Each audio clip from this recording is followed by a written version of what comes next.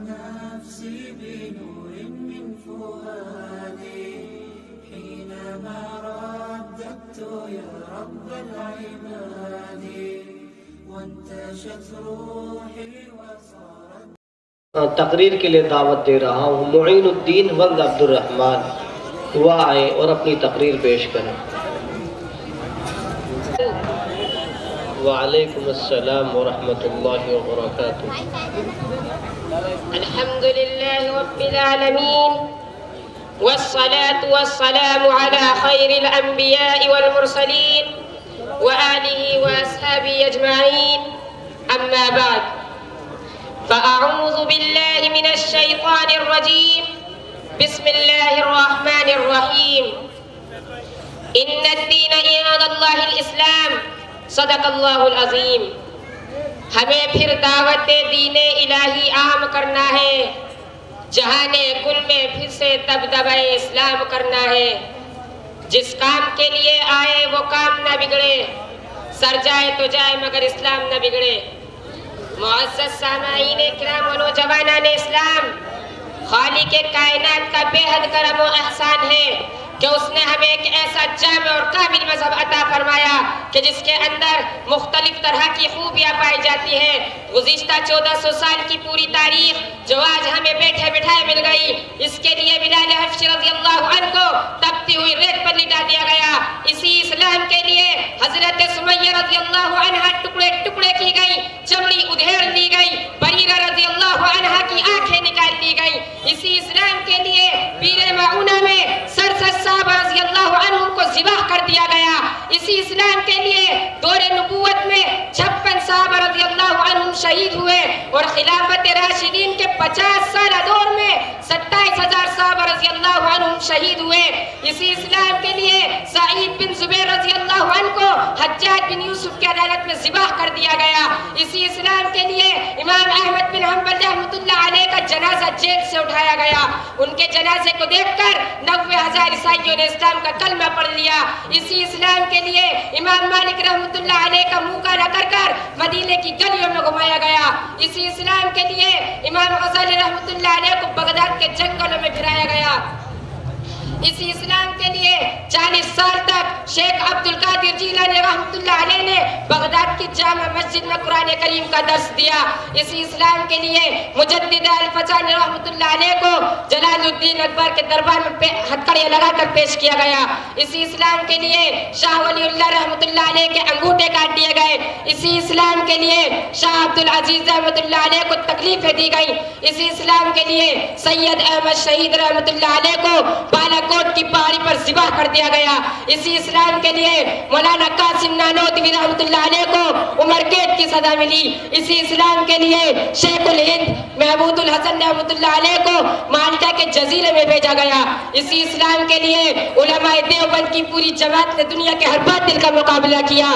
پوچھنے والے پوچھتے ہیں کہ اسلام نے دنیا کو کیا دیا.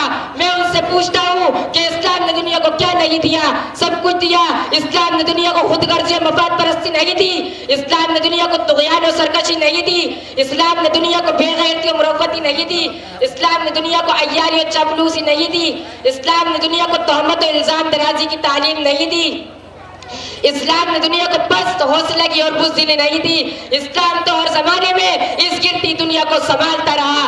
اسلام تو ہر دور میں اس کی پیشانی سے طغیان و سرکشی کے داغ مٹا کر اس کے سر پر پیار و محبت کا تاج سجاتا رہا. اسلام تو ہر زمانے میں انسانوں کے حقوق متعین فرما کر سوسائٹی کے کمزور افراد کا سر بلند کرتا رہا. پھر بھی اسلام دنیا میں کیا لے کر آیا اور وہ ہمیں کیا سبق پڑھاتا ہے؟ سنو، اسلام امن و امان کا پیغام لے کر آیا. اسلام اپنے متبعین کو محبت و الفت، اخوت و بھائی چارگی کا درس دیتا ہے. اسلام نام ہے میرے پیغمبر کے حکموں پر چلنے کا. اسلام نام ہے اللہ کی شریعت کا. سر و فساد اور خوریزی سے کوئی واسطہ نہیں. اسلام کو تلوار سے کوئی سروکار نہیں. اسلام پھیلا ہے اخلاق سے، تلوار سے نہیں. میں چیلنج کرتا ہوں تمہیں کہ پورے دور نبوت میں ایک واقعہ بھی ایسا بتا دو کہ قبول اسلام کے لیے کسی کی گردن پر تلوار چلائی گئی ہو، کسی کو اسلام کے لیے مجبور کیا گیا ہو. تمہیں یقین نہیں آتا تو بتاؤ، حضرت ابو بکر رضی اللہ عنہ جیسے شریف انسان کو اسلام لانے پر کس نے مجبور کیا تھا؟ حضرت عمر جیسے جری و بہادر انسان کو اسلام لانے مجبور کیا تھا. حضرت عثمان غنی جیسے صاحب ثروت کو اسلام لانے پر کس نے مجبور کیا تھا؟ حضرت علی جیسے فاتح خیبر کو اسلام لانے پر کس نے مجبور کیا تھا؟ حضرت حمزہ جیسے طاقتور انسان کو اسلام لانے پر کس نے مجبور کیا تھا؟ اے تاریخ تو کیوں خاموش ہے؟ تجھے خاموش رہنے پر کس نے مجبور کر دیا؟ تیری زبان کیوں گو کر رہ گئی ہے؟ تو بتا تو صحیح کہ خالد بن ولید جیسے سپہ سالار کو اسلام لانے پر کس نے مجبور کیا تھا؟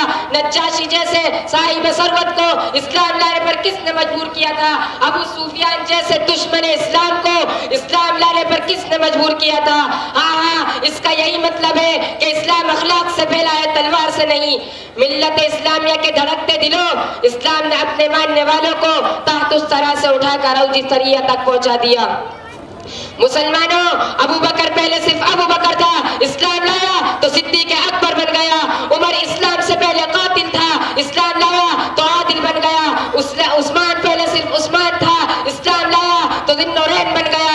علی پہلے صرف علی تھا، اسلام کی بدولت فاتح خیبر بن گیا. امیر معاویہ پہلے صرف امیر معاویہ تھا، اسلام لایا تو کاتب وحی بن گیا. یہ دیکھو بلال حبش کا ایک کالا کلوٹا غلام تھا، اسلام کی بدولت ایسا مقام عطا ہوا کہ چلتا مکہ کی گلیوں تھا، اس کے پاؤں کی کھڑکھڑاہٹ جنت میں سنائی دیتی تھی. اسلام سے پہلے جو بت تھے، اسلام کی بدولت انہیں صحابہ کا لقب ملا. اسلام کے بارے میں رب کائنات نے ارشاد فرمایا، جاء الحق وزهق الباطل ان الباطل کان زہوقا. حق کا سورج طلوع ہو چکا ہے اور باطل مٹ گیا ہے. باطل تو مٹنے ہی والی چیز ہے. باطل میں دباؤ نہیں، باطل میں عروج نہیں، باطل میں ٹھہراؤ نہیں، باطل میں جماؤ نہیں، باطل میں شان نہیں. ارے باطل کل بھی مٹا تھا، آج بھی مٹا ہے اور قیامت تک مٹتا ہی رہے گا. میں اپنی تقریر کو اس شعر کے ساتھ ختم کرتا ہوں. اسلام کی فطرت میں قدرت نے لچک دی ہے، اتنا ہی ابھرے گا کہ جتنا دباؤ گے. وآخر دعوانا الحمدللہ رب العالمین.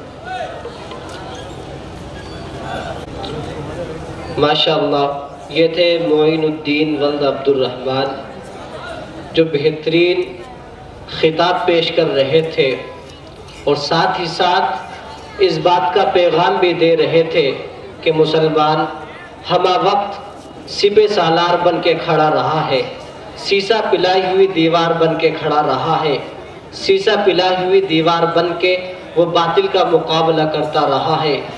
اگر تم حق کے خوگر ہو تو سینہ ٹھوک کر بولو، جیو گے کب تلک دب دب کے ان باطل پرستوں سے.